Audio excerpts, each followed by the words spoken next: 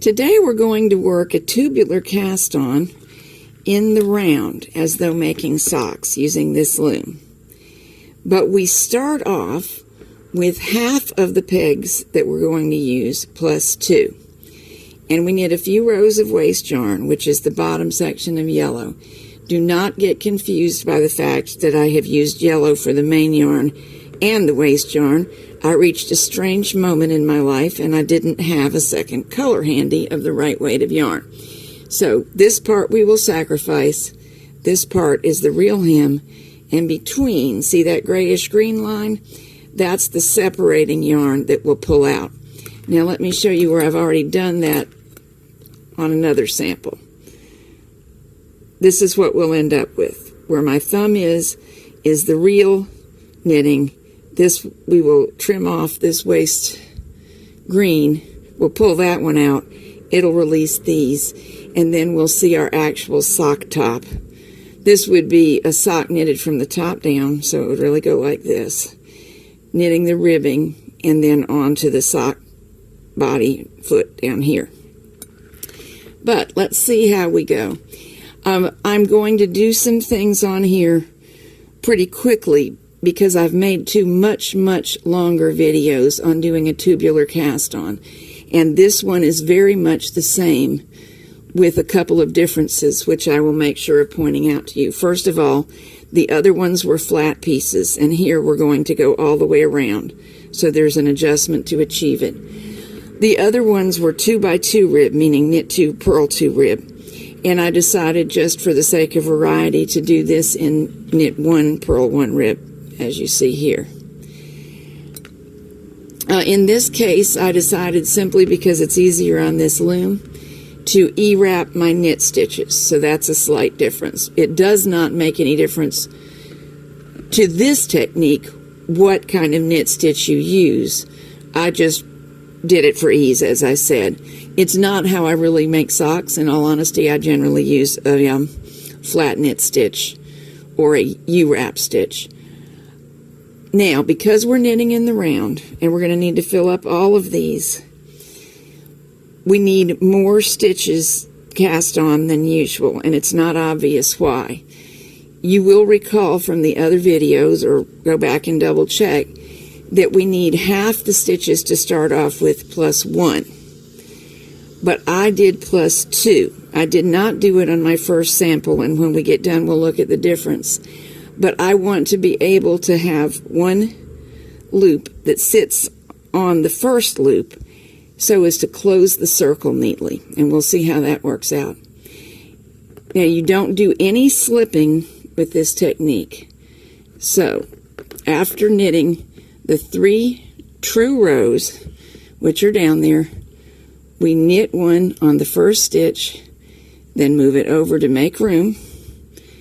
Make sure that the yarn tail is out of the way, and reach down and get the first available loop of the true knitting, the one that's held left and right. Let me get closer for you. That separating yarn is holding this stitch left and right, and we're lifting the purl bump onto the empty peg that we cleared out. Then we bring the working yarn back to the correct position, and we purl the stitch. Knit the next stitch, and I'm E-wrap knitting here. Now we move over to make room again. This is just exactly like we did it on the other videos, so I'm not going to go all the way around with you. Just a couple times, and then I'll meet you at the end. Look down here for the next of these purl bumps. Double check that it is the correct one. Lift it on and purl it. The only difference between what we did before and what we're doing now is that we're knit 1 purl 1ing instead of knit 2 purl 2ing. I'm not sure that's grammatically correct, but I think you get my drift. So we're going to keep on moving over and making room. And as before, if it gets easier to start moving from the other direction, you may do so as long as you make room in the correct place and pick up the correct purl bump. So I'll go around and see you on the last couple. I want to show you something around the corner in a loom shaped like this. This is the hardest place to find the correct loop to pick up, but don't get frustrated. Tug down on your waste yarn a little bit, as I'm doing with my left hand, and that shows up my separating strand. And this would be more obvious had I used two separate colors for the main and the waste yarn, as I normally do, and I'm sure you normally do too. But that reveals this is the strand to pick up. It's just something about the nature of this turn, but you can get used to it. I also wanted to point out something that I said earlier is accurate, but it needs a little bit of extra information. Down here, where the separating yarn is, I said pick up the strand of yellow that is being held by it. I think I'm rotating it where you can see. And I realized that is correct, but I should add pick up the top strand that's being held by it, because the separating yarn is going through two stitches, one on either side of the bar we're picking up. Let me try to rotate and focus a bit. There. That and that are, of course, also being held by the green yarn here, this piece. They're not the same shape, and they sort of alternate the position. But don't get confused, and the easiest way to think of it is that what we want to pick up is the top strand, of course, the one that is above the separating yarn, because that's what's part of the hem. The remainder is waste, and we don't want to entangle them. Okay, see you in a minute. I've just knitted this one off. Time to move over and fill in the last space.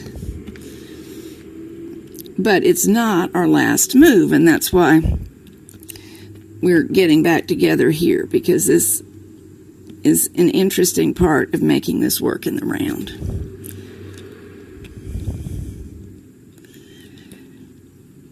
All right, here's the space next to the last peg worked, and we're going to reach down, find the correct purl bar, hang it on the peg, and purl it off. And a reminder, if you feel like you might be missing any information, go to the other tubular cast-on videos I've made where I gave it in more exhaustive detail. Now we need a space here.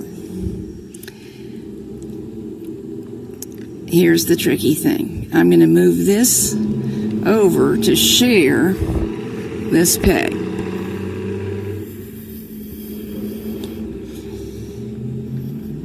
And now put my space where it belongs.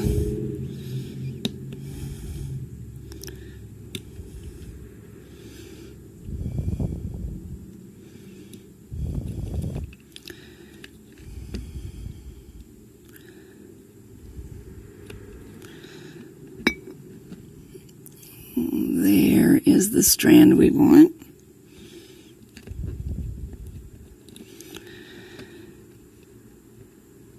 So we'll purl.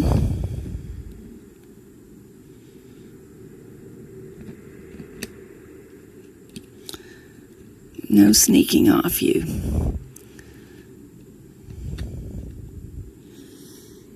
We're okay. I just stopped to make sure. Ready to purl this one.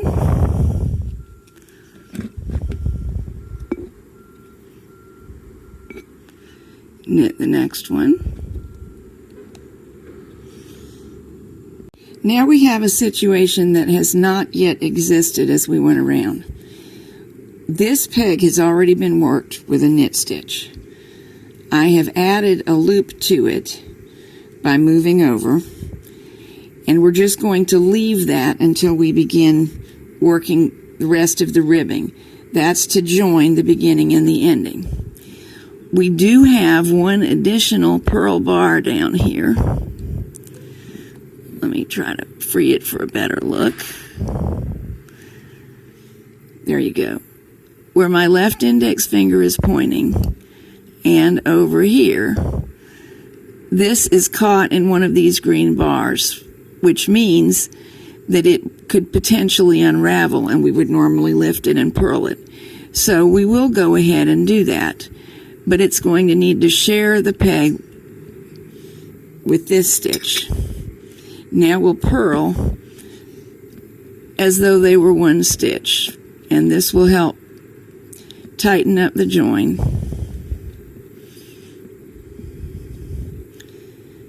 Okie dokie.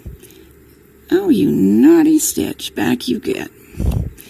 Now let's try to look all the way around. Perhaps you can recognize the difference between a knit stitch and a purl stitch. The purls show coming up from the inside of the loom, like these. And the knit stitches appear to be lower down right now. So we just did our last purl. You cannot probably see it. You'll simply have to take my word for it that I knitted into this stitch, and now it's sharing with another loop. Purl, knit, purl, knit, purl, knit, purl, and on around. Not a terrible idea to double check that no mistakes have been made. Should be one of each alternating. And we finished with the purl. So now we can just begin to work our ribbing normally. Knit one, purl one, all the way around for as many rows as it takes for our sock top. I'm going to do a few off camera because you know how to do that without my help. And then together we'll take out the waste yarn. Okay, this is the first one that I did. So let's get out this separating yarn and see how it looks.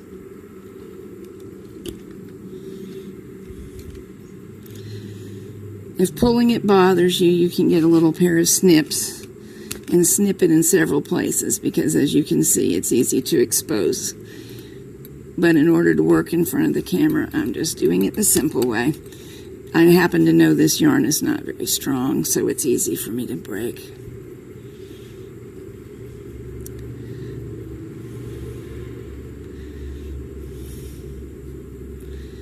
There's the last little bit.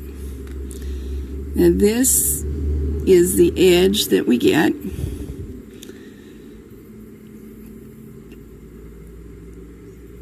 And it's fine.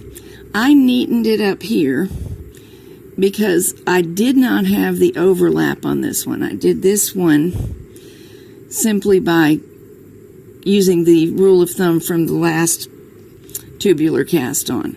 Half of the stitches plus one. And you can see this is what I ended up with. And using a latch tool or a yarn needle, you can use your yarn tail to join these ends more neatly, which is how it was when you first saw it. And that's fine.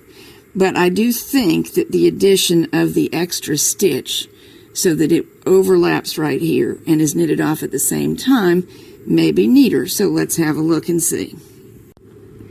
Okay, here we are. I took it off onto a circular needle, which is a trick I frequently use. And I didn't do more than 3 rows of knitting and purling here because the main goal was have a look at the lower edge. So here we go to do that.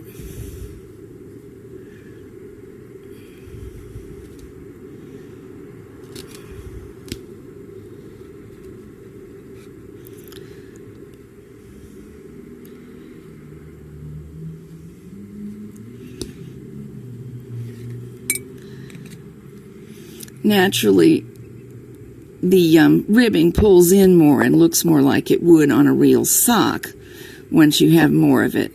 But with not having done a lot of it, we get to really examine the edge. In reality, it'll pull in like this. And most of the edge will closely resemble this one. What we're interested in seeing is right here, where I overlapped. And my initial yarn tail still does show a division here. So I think that I like this, but I would finish it up still, and I'm going to show you how right now. I'm going to untie the original knot if I'm able. That shouldn't make me lose anything because of the overlapping that was done in the cast on. Come on, original knot. Behave yourself. Don't embarrass me in front of the world. There it comes. Alright, I've got it untied, and I'm going to put it into this yarn needle. This is actually a double end needle, and we really don't need it, but that was the handiest one. There we go. Now, I'm going to loop it through the next nearest bottom edge stitch. I wanted to go through that little teeny spot. There we go.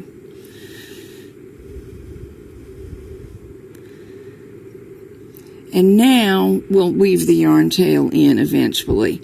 I don't have enough knitting here to do it, but I think that is going to make a pretty close to invisible join.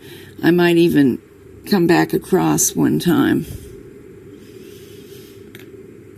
And even with it spread out, I think you'd be hard put to spot where it was once this is woven in. And I would weave it in up the ribbing, which there's not enough of it in existence yet. But you don't want the yarn tail popping out. You don't want it unraveling.